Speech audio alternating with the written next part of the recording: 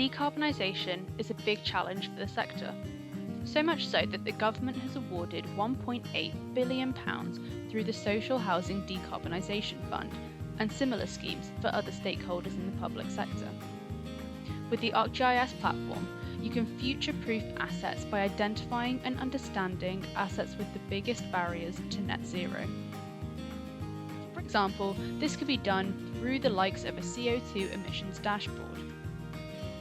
Visualizing the data spatially will enable informed decision making to understand the prioritization of which properties need to be addressed first.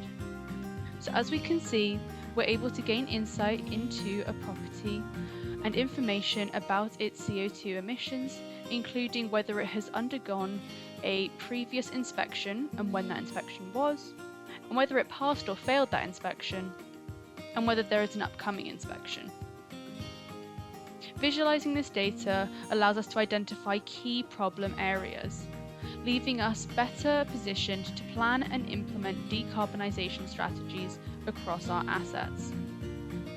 As a member of staff working in asset management, this information and being able to view it in a dashboard spatially and gain an understanding of key problem areas is crucial for making informed decisions.